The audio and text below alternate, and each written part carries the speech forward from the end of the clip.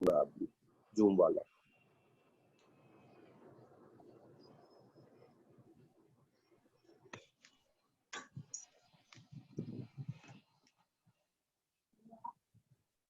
यहाँ देखिए AC, आप यदि कहते हैं पहला formula I equals to I not sine omega T, तो IRMS होगा I नॉट बाई रूट।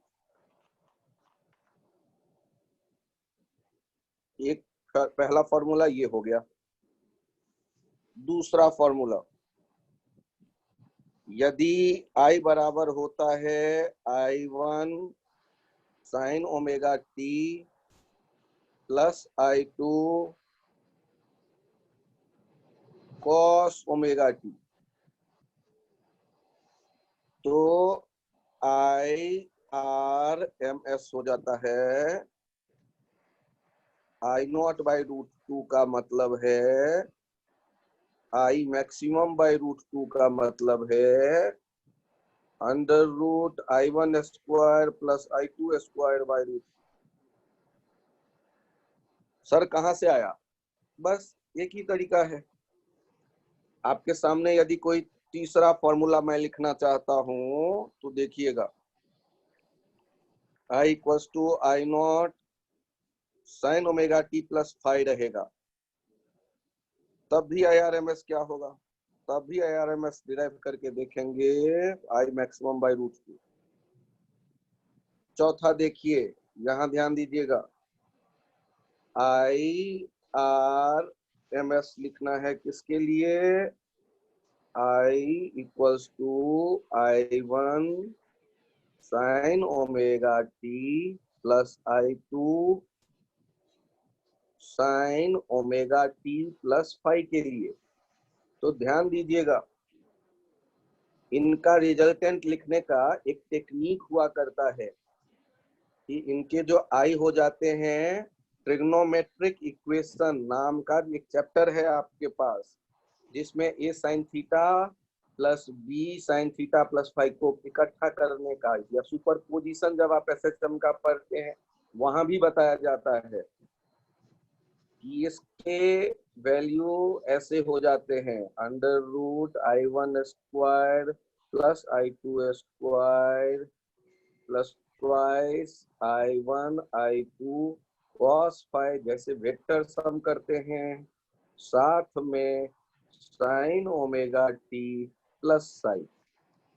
अब ये जब ये आप वेव जब पढ़ते हैं तो वेव का सुपर पोजिशन होता है, SHM का सुपर पोजिशन होता है, और आपको कुछ भी नहीं समझ में आए तो ऐसे केसेस में आपको ये फॉर्मूले की तरह ध्यान रखना है कि I1 I2 जो दो दिख रहे हैं उनको क्या करना है, उनका यहाँ फेज देखो 5, इन तीनों का ध्यान रख के देखिए I1, देखिए I2, और उनमें जो फेज का डिफरेंस है, फेज का डिफरेंस देखिए कितने का है, 5 का, तो इनके बीच का एंगल लीजिए और I नॉट कितना हो जाएगा, रिजल्टेंट वेक्टर वाला सोचिए, I1 square plus I2 square plus twice I1 I2 cos 5। और जब ये पता चल जाए तो ऐसे केसेस में आपको जब IRMS लिखने के लिए I के लिए कहा जाए तो ये हो जाता है I naught by root 2। Sir ठीक से बताओ? हाँ, घबराओ मत, मैं फिर से लिख देता हूँ। जो आप वैल्यू ढूंढ रहे हैं वो यहाँ कितना आ रहा है, IRMS, ये हो जाएगा पहले वेक्टर सम वाला formula, I1 square plus I2 square plus twice I1 I2 cos 5, और उसको रूट 2 से डिवाइड कर देंगे। और ये पांचवा फॉर्मूला देख लीजिए, I इक्वल्स टू I1 यदि है कांस्टेंट, देन आप यदि IRMS लिखेंगे, ये जस्ट यही I1 ही हो जाएगा जब कोई कांस्टेंट करंट हो, तो क्योंकि कोई बदलाव हो ही नहीं रहा है। शोभित पढ़ लो, मम्मी कह रही हूँ। यहाँ क्या आ जाएगा? I1। अब क्या होगा? आप लोग यदि कहा जाता है I इक्वल्स टू छठा formula I1 plus I2 sine omega T, तो I1 अकेले रहता तो I1 ही हो जाता IRMS, I2 अकेले रहता I2 साइन ओमेगा टी, तो under root I2 square by 2 हो जाता। तो यहाँ देखिए क्या होगा, IRMS या तो आप डिफिनीशन यूज करेंगे या फिर डायरेक्ट मैं कह रहा हूँ और आप लिख देंगे। क्या लिख देंगे? देखिए मैं लिख रहा हूँ, IRMS हो जाएगा under root I1 square plus I2 square by 2। अब इसको देखिए, यदि I2 जीरो कर देंगे तो I बराबर I1 का IRMS I1 हो जाएगा। I1 जीरो कर देंगे तो I2 वाला हो जाएगा I2 बाई 2। हाँ, अब नेक्स्ट पन्ने को देखो। नेक्स्ट पन्ने पर एग्जाम्पल की प्रैक्टिस करो। ऐसे खींच लियो। एग्जाम्पल पहला, I है 3 sign omega T plus 4 cos omega T. अब बताइए तो I नॉट कितना होगा, IRMS कितना होगा? तो सॉल्व करते वक्त याद करिए, साइन और कॉस में फेज का डिफरेंस कितना है, पाई बाई 2। तो पैथागोरस थ्योरम याद आ जाना चाहिए। I नॉट हो जाएगा 3 स्क्वायर प्लस 4 स्क्वायर, और IRMS हो जाएगा ये I नॉट बाई रूट 2, ये 5 बाई रूट 2।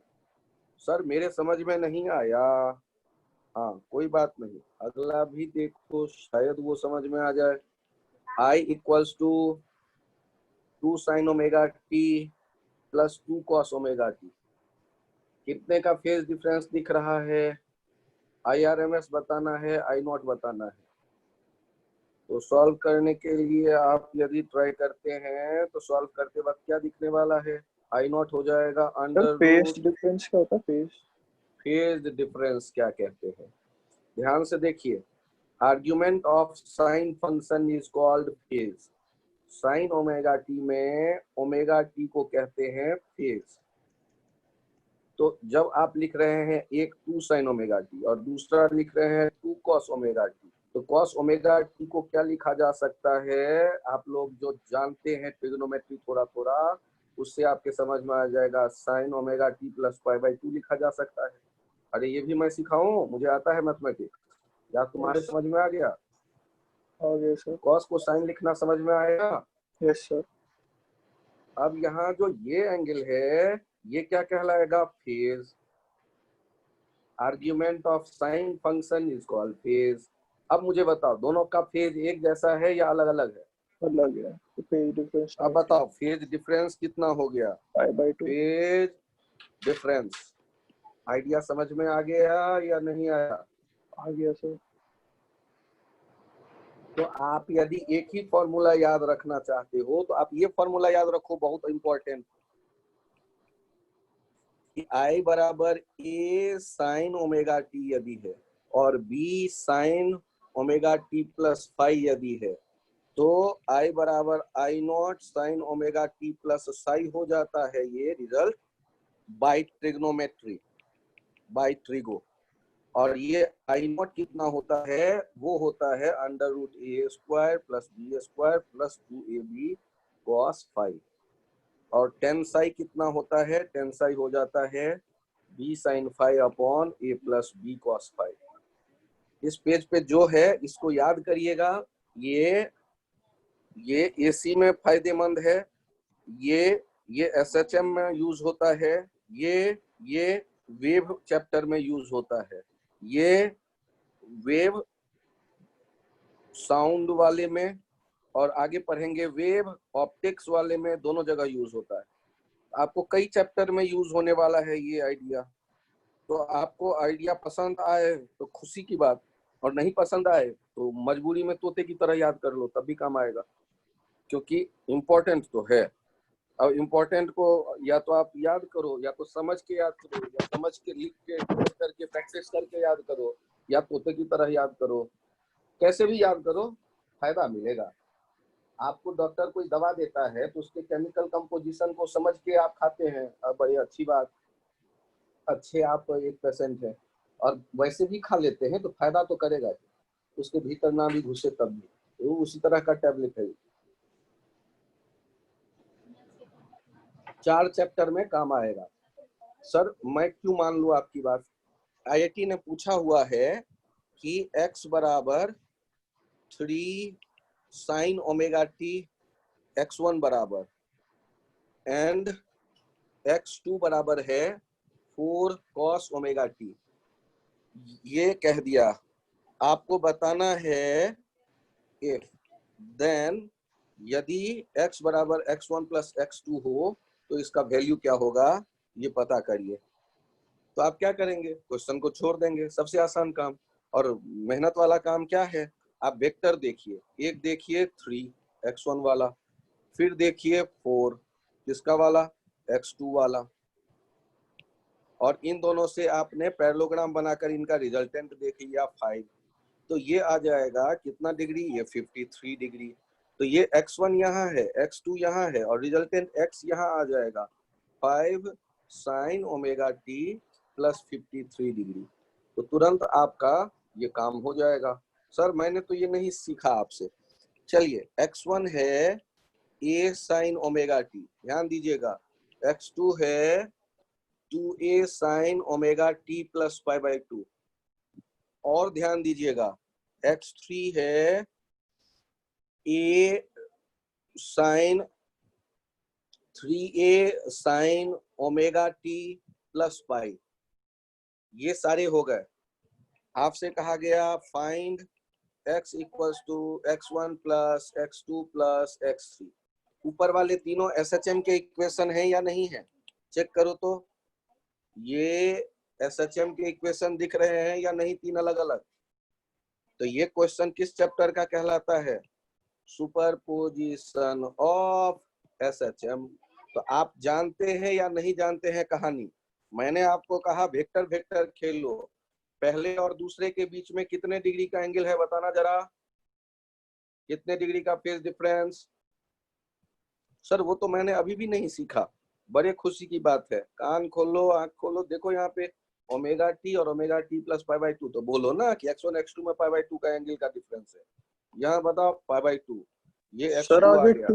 2a है तो फर्क नहीं पड़ रहा उससे। तो उससे तुम फेज किसको डिफाइन कर रहे हो, फिर से बोलना ना, मैंने क्या बोला?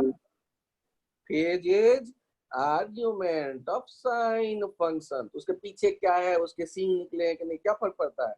देखो ना तुम एंगल, हाँ साइन में है कि नहीं दोनों पाए, फिर देखो, और जब दिख रहा है दोनों साइन तो फिर उनके बीच में डिफरेंस देखो फेज का, तो कितने का डिफरेंस, पाई बाई 2। और x2 x3 में कितने का difference? Pi by 2। x2 x3 में, उसमें भी पाई बाई 2, बहुत बढ़िया। क्यों? क्योंकि अरे पाई तो x1 का x3 के साथ डिफरेंस है, तो x1 से x3 का डिफरेंस देखो पाई, x1 से पाई आगे, x1 से पाई बाई 2 आगे कौन है, x2, और x1 से पाई आगे कौन है, x3। x1 से देखो, फिर से मैं चित्र बनाऊं, ये ब्लू वाला देखो, यहाँ x1 मैंने बनाया, x1 से पाई बाई 2 आगे मैंने बनाया इसको, x2 को, और x1 से पाई आगे हमने जाके बनाया वेक्टर की तरह x3। और ये जो एरो है ये इसका लेंथ कौन देगा, एम्पलीट्यूड देगा। तो एम्पलीट्यूड कितना दिख रहा है, x1 का a, x2 वाले का 2a, और x3 वाले का 3a। अब अक्ल लगाओ, इन सब का वेक्टर सम करेंगे तो रिजल्टेंट कितना आएगा, ये a और 3a कितना हो जाएगा, 2a, 2a और 2a कितना हो जाएगा, 2a रूट 2, अरे 90 डिग्री पे है इसलिए यार। और यहां से एंगल कितना दिखेगा, 3 पाई बाई 4, तो हम लोग x यहाँ लिखेंगे, एक्स का वैल्यू क्या होगा, ये मैं सीधे सीधे लिख दे रहा हूँ।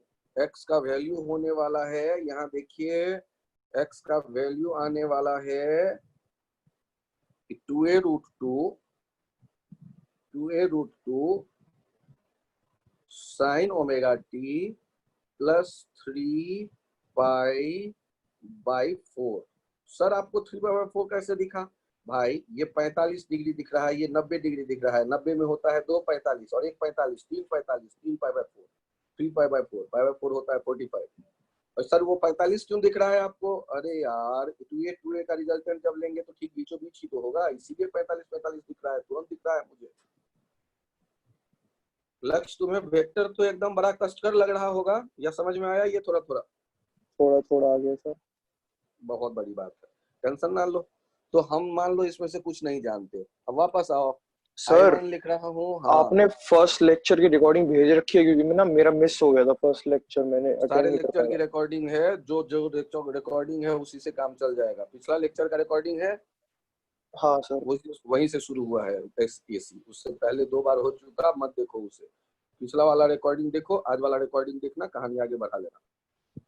अब यहाँ आई को देख लो, 1-2 एग्जाम्पल और मैं बता दे रहा हूँ। आप में जिनके समझ में आ गया है वो जवाब दीजिएगा।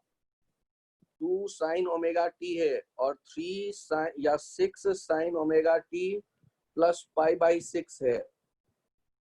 अब आप, या π/3 है। अब आप बताइए कि इनका रिजल्टेंट आरएमएस कितना होगा? π/3 कर दे रहा हूँ।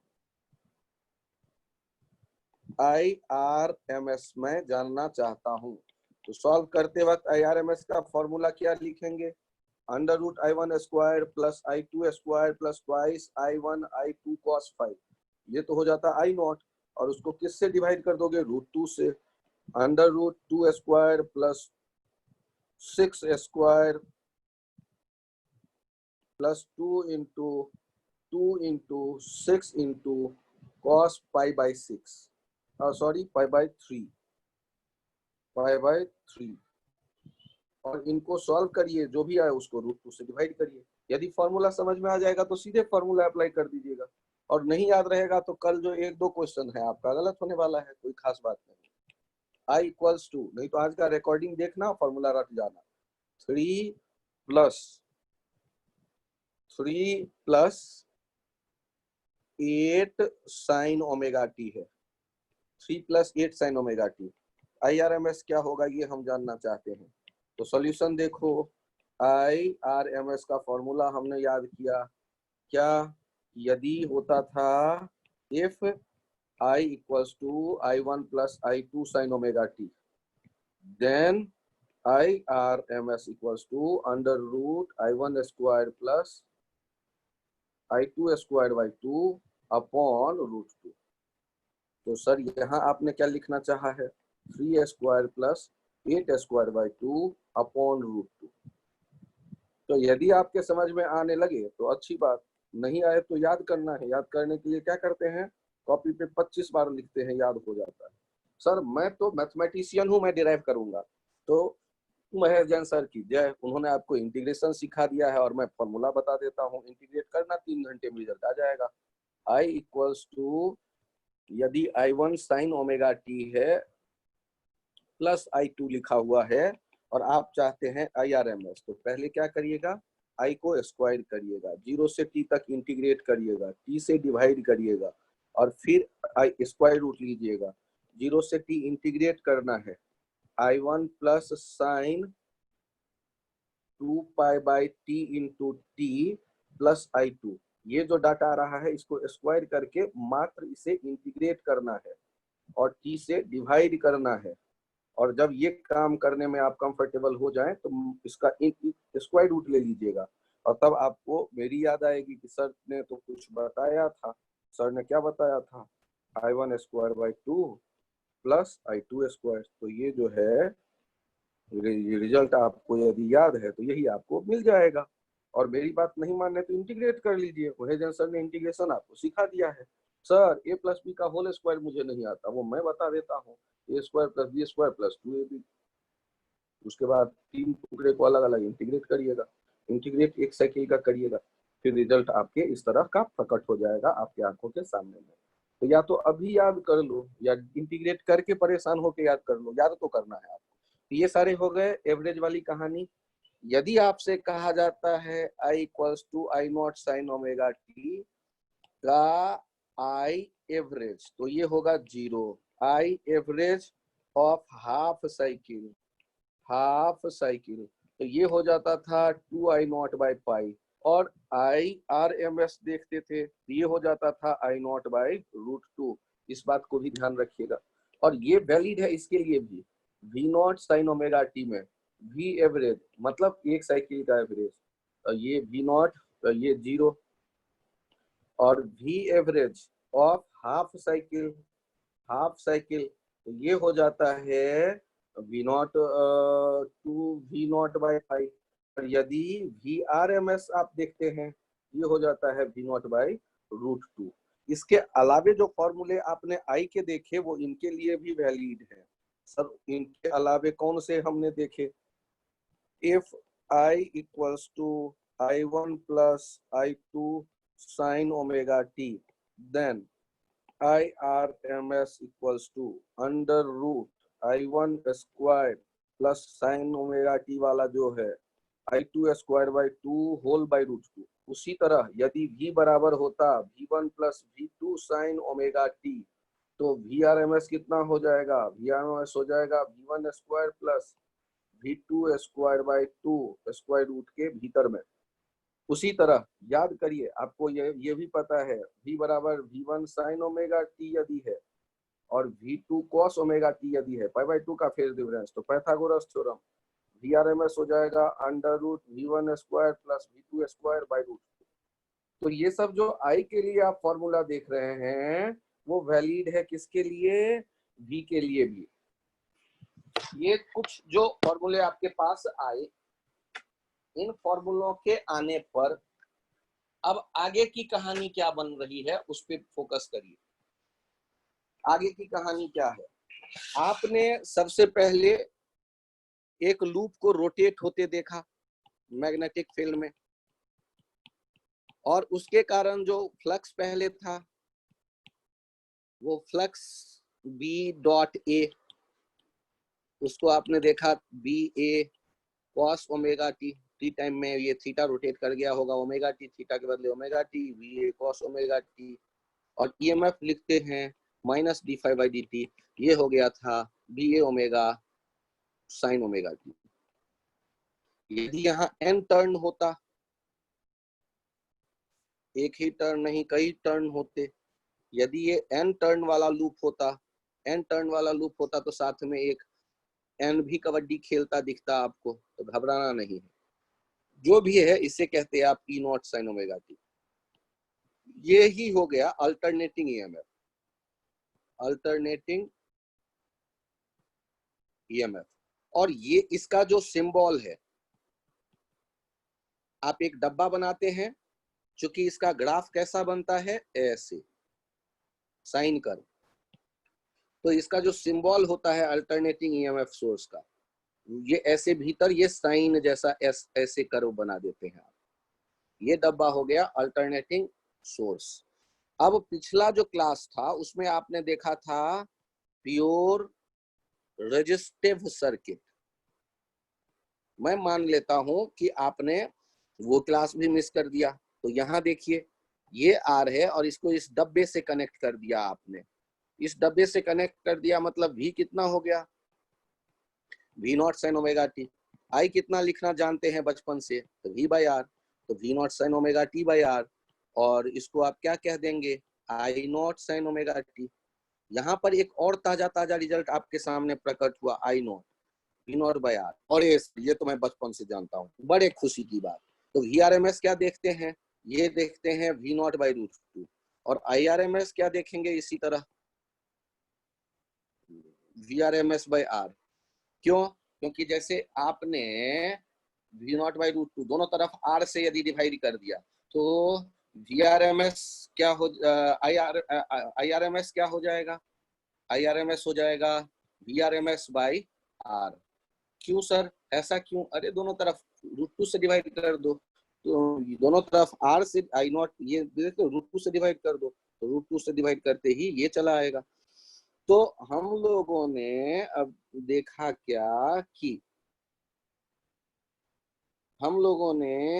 क्या कि इस तरह से ये फॉर्मूले आ गए। और यहाँ अब बताइए लक्ष्य, आप बताइए ये V और I सेम फेज में है या अपोजिट फेज में है या कुछ फेज डिफरेंस है V और I में? सेम है सर। ये ध्यान रखिएगा, सेम फेज, ये सेम फेज। अब एक और डेरिवेशन है जिसका रिजल्ट मैं कहता हूं कि सीधे टैबलेट की तरह याद रखो। सर अब टैबलेट की तरह याद रखो वाला कहानी मत बताया करो, हम लोग IIT के स्टूडेंट हैं। तो मैं कौन सा महेश जैन सर से कम इंटीग्रेशन जानता हूँ? 2 क्लास लगा के मैं भी ड्राइव कर दूंगा। पहले एक घंटा लगा के खुद प्रैक्टिस कर लो इसका। यदि तुम्हारे सामने में कभी आ जाता है V बराबर V0 sin omega t, if और and I equals to I0 sin omega t plus 5, then power equals to क्या हो जाएगा? IV I0 sin omega t plus 5 into V0 sin omega t। तो यहां से पावर आपको दिखने लगा I0 V0 sin omega t plus 5 into sin omega t। अब यदि मैं एवरेज देखना चाहता हूं, एवरेज कैसे देखूंगा? P dt 0 से t से डिवाइड किया तो आ जाएगा एवरेज। तो इंटीग्रेशन जब आप करना सीख जाएंगे ना, तो जब इंटीग्रेशन करना सीख गए हैं तो सीधे रिजल्ट आएगा। और जो मेडिकल के स्टूडेंट होते हैं या IIT के जो एवरेज स्टूडेंट होते हैं जिनको इंटीग्रेशन में ज्यादा मन नहीं लगता रहता, तो वो भी कम से कम ये क्वेश्चन छोड़ के नहीं आते, बना के आते हैं। उनको पता है कि ये रिजल्ट आने वाला है I0 V0 by 2 cos 5। इसको ऐसे लिख सकते हैं I0 by √2 V0 by √2 cos 5। इसको ऐसे लिख सकते हैं IRMS VRMS cos 5। और अब यहाँ पर इसको पावर फैक्टर किसे कहते हैं? पावर फैक्टर किसे कहते हैं? IRMS cos 5। और आप यहाँ IRMS sin 5 ये जो है is called wattless current. Wattless current. तो यहाँ आपको इस पेज पे जो भी इंफॉर्मेशन है उनमें सबसे इंपॉर्टेंट ये, इसे याद रखिए। दूसरा जो सबसे इंपॉर्टेंट इंफॉर्मेशन है ये, इसे याद रखिए। और तीसरा जो सबसे इंपॉर्टेंट इंफॉर्मेशन है वो ये, इसे याद रखिए पूरे पेज पे। फिर से देखिए, यदि आपको करंट और वोल्टेज में फेज डिफरेंस पता है फाई, यदि आपको करंट और वोल्टेज में फेज डिफरेंस पता है फाई, यदि आपको करंट और वोल्टेज में फेज डिफरेंस पता है फाई, तो हम पावर एवरेज लिखेंगे IRMS VRMS cos फाई।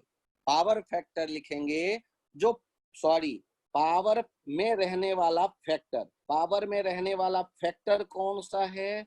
ये cos 5, ये कहलाएगा पावर फैक्टर। और IRMS का जो एक कंपोनेंट है IRMS cos 5, ये पावर में मौजूद है। तो IRMS sin 5 एक ऐसा टुकड़ा हुआ जो पावर में नहीं है। तो इसको हम लोग क्या कहते हैं? IRMS sin 5 is called wattless current. IRMS sin 5 is called wattless current. IRMS sin 5 is called wattless current. फिर से मैं बोलता हूं, यदि voltage V0 sin omega t और current I0 sin omega t plus 5, इन दोनों में फेज डिफरेंस है 5, तो जो एवरेज होगा power, average power consumed, average power IRMS VRMS cos 5, IRMS VRMS cos 5, IRMS VRMS cos 5, IRMS VRMS cos 5। Power factor होता है cos 5, power में रहने वाला फैक्टर होता है पावर फैक्टर। पावर फैक्टर हो गया cos 5। IRMS sin phi वो टुकड़ा है जो पावर में नहीं मौजूद रहने वाला कंपोनेंट है करंट का, एवरेज करंट, RMS करंट का। तो RMS का वो टुकड़ा IRMS sin phi जो पावर में नहीं है, वो वाला component is called wattless current. IRMS sin phi is called wattless current. अब कहानी में वापस आओ। आपने अब जो देखा एक बार फिर से उसके लिए बताओ मुझे कि जो आपके पास अवेलेबल था ये pure resistance circuit, pure resistance वाले प्योर रेजिस्टिव सर्किट जो है, इसे देखिए, ध्यान से देखिए। इस प्योर रेजिस्टिव सर्किट में मुझे पावर फैक्टर बताइए कितना होगा, फेज डिफरेंस बताइए कितना है, फेज डिफरेंस करंट और वोल्टेज में, लक्ष्य जल्दी बोलो, करंट और वोल्टेज में फेज डिफरेंस। सर सेम है। तो डिफरेंस कितना हुआ बोलो, 0 0 डिग्री। और पावर फैक्टर अब क्या हो जाएगा वो बोलो, cos phi cos 0 that is 1। तो एवरेज पावर कितना हो जाएगा, एवरेज पावर हो जाएगा IRMS VRMS cos phi that is 1। दिखा या नहीं दिखा सर? VRMS कहां से आएगा? अरे यार VRMS तो आ जाएगा V0/√2 से। सर IRMS कहां से आएगा? IRMS हो जाएगा VRMS/R से। सर I0 कहां से आएगा? ये आ जाएगा V0/R से। तो क्या पूछेगा यही तो बताओ ना मुझे, इस चैप्टर में, इस टॉपिक में, इस क्वेश्चन से प्योर रेजिस्टेंस वाले सर्किट से क्या क्या पूछ सकता है? सोचो, खुद सोचो क्या क्या पूछ सकता है। पावर फैक्टर पूछ सकता है, ये फेज डिफरेंस पूछ सकता है, पावर एवरेज पावर पूछ सकता है, ये RMS वैल्यू वोल्टेज का पूछ सकता है, IRMS पूछ सकता है। तो सोचना तो शुरू करो। और यदि ये सीख गए तो फिर रहा क्या यार, इसी में से तो कुछ बताना है आपको। हैंड राइज करिए इस पेज के फॉर्मूले के साथ कंफर्टेबल जो जो है। सर आपने रुक रिकॉर्डिंग्स जाओ, नहीं भेजी सर। शांत हो जाओ, रुक जाओ, पहले हैंड राइज कर देखने दो मुझे। हैंड राइज करके बताओ जिन लोगों को ये पेज समझ में आ गया है।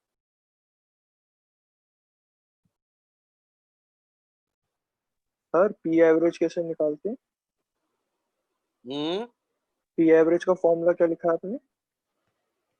IRMS VRMS into. मुझे ये बताओ एवरेज का फॉर्मूला क्या होता है?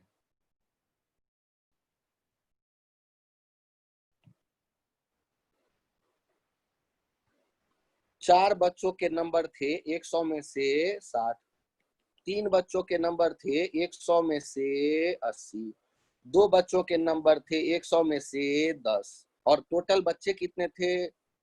2 + 4 + 3। तो एवरेज नंबर ऐसे निकालते हो या नहीं निकालते हो? Yes sir. तो उसी तरह से जब तुमसे कहा जाए एवरेज करंट कैसे लिखेंगे, ऊपर IDT और नीचे DT। यदि कहा जाए एवरेज वोल्टेज, ऊपर VDT नीचे DT। यदि कहा जाए एवरेज पावर तो ऊपर PDT नीचे DT, और P के बदले IVDT नीचे DT। यदि कहा जाएगा IRMS तो पहले I का स्क्वायर किया, फिर उसका एवरेज किया, और फिर उसके एवरेज कहाँ, तो एक साइकिल का, और फिर उसको स्क्वायर रूट में ले लिया, ये हो जाता है IRMS। यदि कहता है VRMS तो पहले V का स्क्वायर किया जिससे प्लस माइनस का लफड़ा खत्म हो गया, फिर उसका एवरेज देखा, फिर उसका स्क्वायर रूट ले लिया, तो ये हो जाता है VRMS। इसमें एवरेज जनरली किसके लिए कहा जाता है? एक साइकिल के लिए, एक साइकिल 0 से T। यदि हाफ साइकिल कहेगा तो 0 से T/2। यदि 1/4 साइकिल कहेगा तो 0 से T/4। तो जितने का कहे, यदि कुछ नहीं कह रहा मतलब एक साइकिल। तो अब ये मैथमेटिकल वे है। अब मैथमेटिकल वे के बाद क्या करना है अपने को? मुझे लगता है ये सारा डिराइव करके दिखाना पड़ेगा। नाम के साथ मैं पूछता हूँ, सिमरन क्लास में हैं आप? आपको ये पेज जो पिछला था वो समझ में आया या नहीं आया? सर पिछला पेज आ गया? पिछला पेज कौन सा, ये मैं चित्र में दिखाने की कोशिश करता हूँ, ये वाला पेज। ये जो प्योर रेजिस्टेंस वाला सर्किट है, इसके सारे डाटा मैं डिराइव करूं और या यहाँ एक्सप्लेन्ड है सामने? सिमरन पहले आप बताइए। ठीक है, पायल आप बताइए। पुष्कर आप बताएं। ओके या मैं फिर से समझाऊं? रचित सिंगला बालक हो? Yes sir. ये समझ में आया? यस क्या सर। मैं फिर से कोशिश करूं? सर आ गया सर। एक ठीक है। शिखर आपका क्या हाल है, बताएं प्लीज। सर आ गया। अंशुमन आप बोलते नहीं हैं, कभी कभी बोला करिए। ये समझ में आया?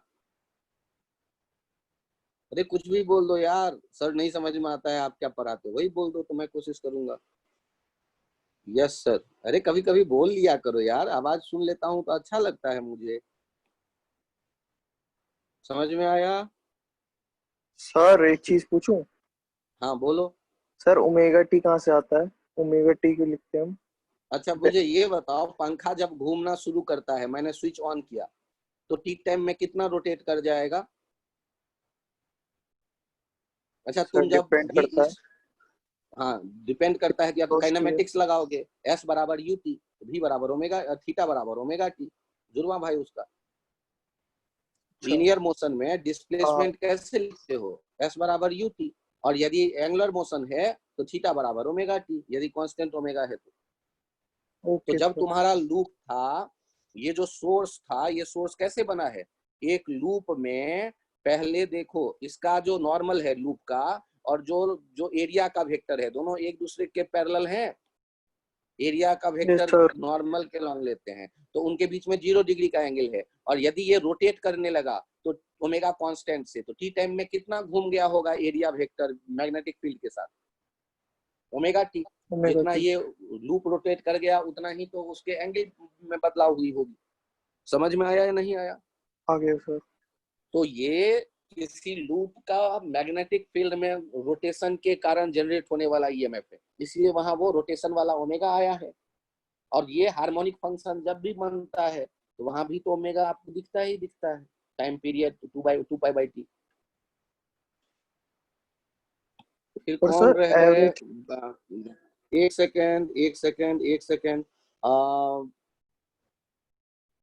वेदांत फिर गायब हो गया, आज तो वो आ और जा रहा है तो 2 मिनट पे।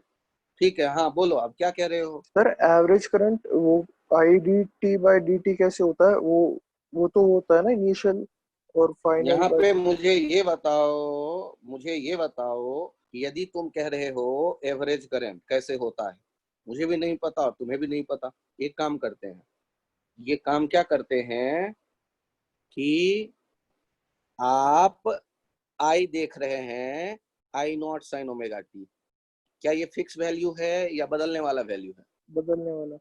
किसके रेस्पेक्ट में बदल रहा है? टाइम। तो देखो यहाँ, एक चक्कर कंप्लीट हो गया। बताओ एक साइकिल में एवरेज करंट का वैल्यू क्या रहा होगा? जीरो। क्यों? सर हम्म, क्योंकि पहले बढ़ रहा है फिर कम हो रहा है। यहाँ पर है 1, यहाँ है 2, यहाँ है 3, यहाँ है 4, यहाँ है 5, यहाँ है 6, यहाँ है 7, यहाँ है 8, यहाँ है 9, यहाँ है 10। ऐसे ही चलोगे ना? अब Yes. इस तरह से यदि हम देखें आई एवरेज, तो क्या रट्टा मारा है? बचपन में पढ़ा है I1 plus I2 plus I3 plus I4 plus I5 plus I6 plus I7 plus I8 plus I9 plus I10/10। ऐसे ही तो कुछ करोगे, हम्म। सोच लो, देखो ध्यान से। Yes sir. बचपन वाला आइडिया लगा लो, और बचपन वाला आइडिया लगा लो तो ये तो कितना है, ये तो इनफाइनाइट है ना। ये तो 10 ही से काम चलेगा नहीं, तो इनफाइनाइट है, वो टाइम के रेस्पेक्ट में वेरिएशन है। तो तुम क्या करते हो कि ये I1 मान लेते हैं कि यहाँ ऐसे एक सेक्शन में यहाँ करंट जो था, यहाँ वाला करंट है मान लो I। और ये dt टाइम तक i ही रहा, ऐसा मैं मान लेता हूँ। ये i कितने देर में रहा, dt। ऐसे जितने टुकड़े होंगे सबको इकट्ठा करो और जितना टोटल टाइम हो गया उससे डिवाइड कर दो, तो यही तो दे देगा आई एवरेज। और ये समेशन का दूसरा नाम कौन सा होता है, इंटीग्रेशन। क्यों भूल जाते हो, समेशन का ही तो दूसरा नाम होता है इंटीग्रेशन। तो एवरेज ये मिल गया इंटीग्रेशन से। और इसको और थोड़ा मेहनत करना चाहोगे तो ऊपर वाला टुकड़ा कहलाएगा area under IT curve by T. तो ये प्लस एरिया, ये माइनस एरिया, तो टोटल एरिया 0 हो जाएगा, एवरेज 0 हो जाएगा। तो ये मैथमेटिकली कैसे डिफाइन किया गया है, तो सर मुझे नहीं पता। तो ऐसे देखो, डिफिनीशन, तो डिफिनीशन के बाद तो अकल नहीं लगाते हैं, उसे याद करते हैं। आपका दायां हाथ कौन सा है, क्या कभी इस बात पे रिसर्च किया है कि राइट हैंड ही क्यों है। तो डिफिनीशन वैसा ही कुछ आइडिया होता है जो आप याद करते हैं।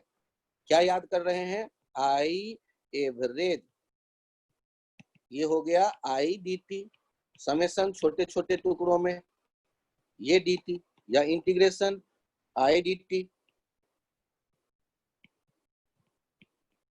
By dt।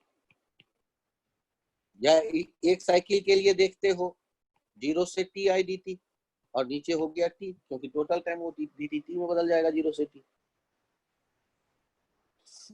ऊपर क्या लिखा है, डेफिनीशन कहां से आ रहा है, तो देखो ये कितने देर के लिए मैंने माना t टाइम पर करंट का वैल्यू है i, जो यहाँ देख रहे हैं, और वो कितने देर तक i बना हुआ है, तो मैंने छोटा सा इंटरवल लिया dt, तो i dt देर तक, और वो dt से फिर डिवाइड कर दिया समेशन से, यही हो जाएगा integration i dt by integration dt, और यही हो जाएगा i एवरेज।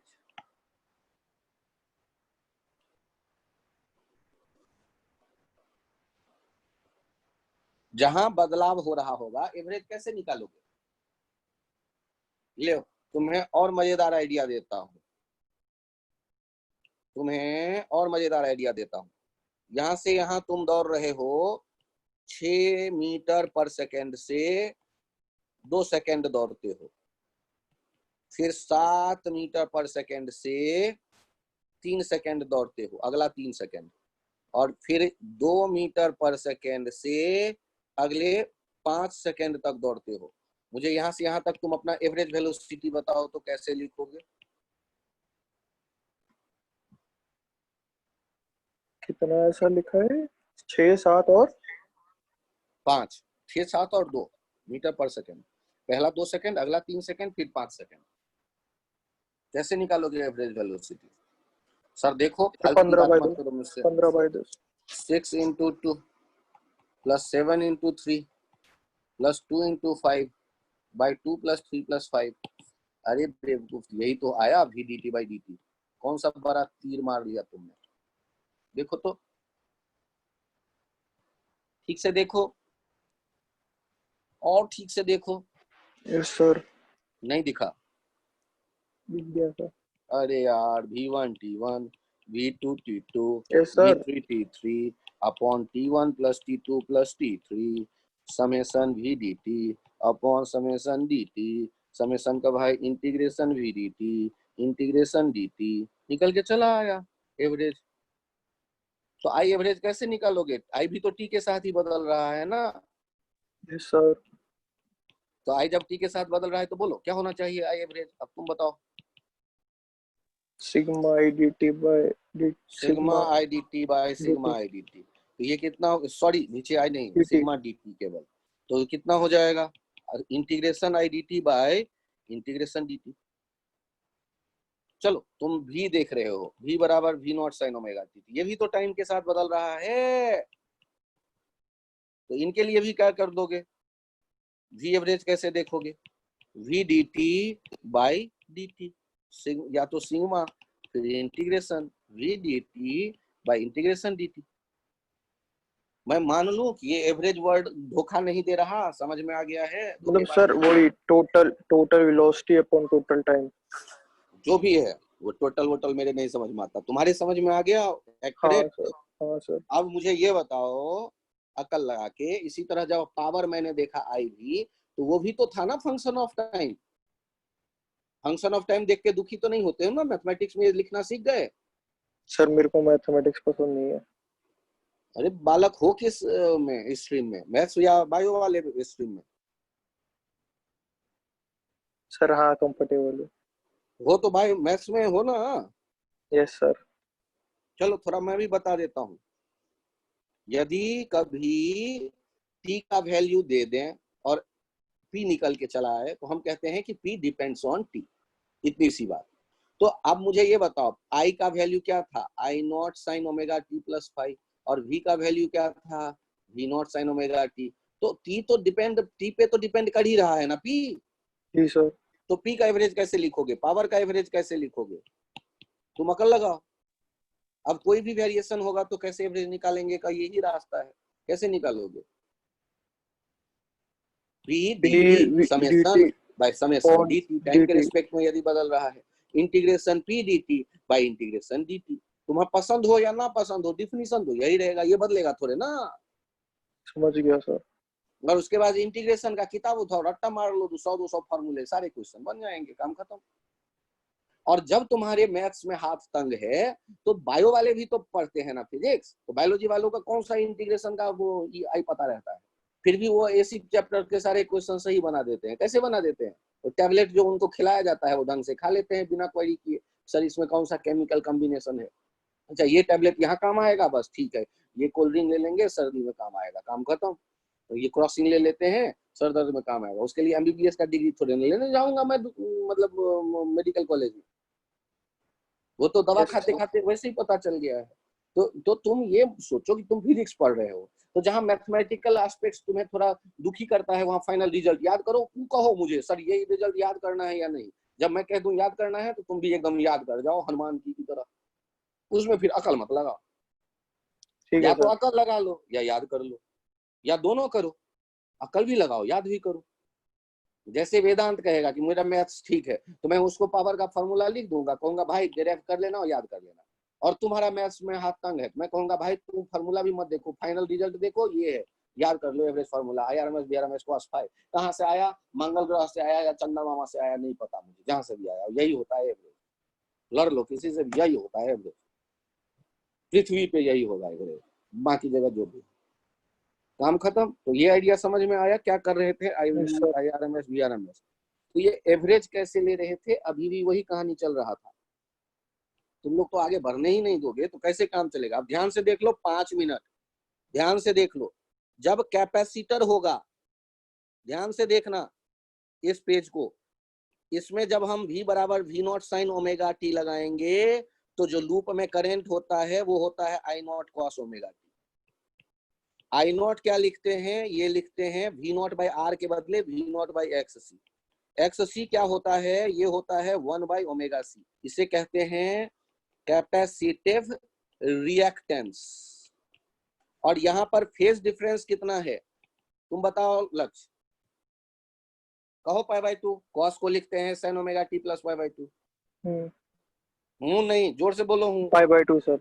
हाँ, अब तुम यहाँ बताओ, कॉस जब ये 5 पता चल गया, एक्स सी को याद कर लोगे? I yes naught sir. V not by R के बदले V not by X C. Sir X C क्यों, एक्स क्यों नहीं? क्योंकि उसका जुर्म भाई है एक, इसीलिए मेले में खो गया तो दोनों के हाथ पे टैटू लगा दिया अलग अलग की, कहीं वो कंफ्यूजन में हम जुर्मा है तो गड़बड़ ना कर दे। V naught sine omega T, इसका आई लिखते हैं minus I naught cos omega T. तो इसमें भी फेज डिफरेंस है पाई बाई 2 का। और आई नॉट इसके लिए लिखते हैं V not by X L, ये टैटू है, ये अलग अलग पहचान सके। और XL लिखने का फॉर्मूला भी अलग है, ओमेगा एल, और इसे कहते हैं इंडक्टिव रिएक्टेंस। सर ये XC क्या है? Capacitance reactance. XC क्या होगा? कैपेसिटर का रेजिस्टेंस देसी भाषा में, और XL क्या होगा? इंडक्टर का रेजिस्टेंस देसी भाषा में। फिजिक्स पढ़ने वालों को मत बताना ये, वो हंसेंगे तुम पे। एक्ससी क्या है, देसी भाषा में रेजिस्टेंस है, इसका यूनिट क्या होगा, ओम। एक्सएल क्या है, देसी भाषा में रेजिस्टेंस इंडक्टर के लिए, इसका यूनिट क्या होगा, ओम। आर क्या है, ये तो पक्का अंग्रेजी भाषा में भी रेजिस्टेंस ही है, इसका यूनिट होता है ओम। तो तब यदि तीनों से तुम्हारी जान पहचान हो जाए तो तुम तुरंत नहीं कैलकुलेट कर लोगे। सोचो, मुझे कोई आई नॉट कहेगा, या तो मैं वी नॉट बाई आर सोचूंगा, या V not by L, V not by X C सोचूंगा, या V not by X L सोचूंगा। अरे इन्हीं में से न कोई सोचूंगा, मंगल ग्रह से थोड़े ना आएगा मेरे लिए नया फॉर्मूला। और जब जब सर्किट में दोनों मौजूद होते हैं, जब सर्किट में दोनों मौजूद होते हैं या तीनों मौजूद होते हैं, एलसी या आर, तो हम एक नया रेजिस्टेंस ढूंढ लेते हैं, जेड। और जेड का वैल्यू ऐसे लिखते हैं, एक्स एल माइनस एक्स सी का स्क्वायर प्लस आर स्क्वायर। सोचो, यदि एल भी होता, सी भी होता और आर भी होता, और तब तुम अप्लाई कर देते V बराबर V not sine omega T, तो यहां पर कोई तुम्हें पूछता आई नॉट क्या होगा, आई नॉट क्या लिखते, V नॉट बाई जेड। और जेड को कहते हैं सारे रेजिस्टेंसों का दादाजी, इम्पीडेंस। एक्स का इस दोनों को मिला करके हम एक्स कह देते हैं, एक्स को कहते हैं रिएक्टेंस, आर को कहते हैं रेजिस्टेंस, और ये जो मिलजुल करके हो गए उनका क्या नाम दे दिया, इम्पीडेंस। तो जब तुम दोनों को देख रहे हो, अच्छा सोचो केवल एल और आर होता, अक्ल लगाओ, और तब तुम इसका जेड लिखते, तो जेड क्या लिखते, XL square by R square. यदि कैपेसिटर और रेजिस्टेंस होता तब क्या लिखते, Z under root X C square plus R square. और यदि दो केवल यही दोनों होते, कैपेसिटर और इंडक्टर, तो क्या जेड इसमें यूज होता, इसमें केवल एक्स यूज होता। क्यों, या तो एक्सएल माइनस एक्ससी लिखोगे या एक्ससी माइनस एक्सएल लिखोगे। और इन सारे केसेस में आई नॉट का फॉर्मूला ये वी नॉट बाई जेड ही होगा।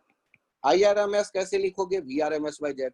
और यहाँ power factor cos phi R by Z लिखा जाता है, इन सारे केसेस में cos phi R by Z लिखा जाता है। अब इन आइडिया को क्या करो, कोशिश करना, आज वाला लेक्चर जब मैं भेज दूं 2 बार 4 बार 6 बार देखें, और क्वेश्चन में फिर इनको अप्लाई करने की प्रैक्टिस कर लें पिछले लेक्चर्स के साथ रिलेट करके। सर हाँ, आपने ना पिछले वाला लेक्चर भेजा नहीं है शायद।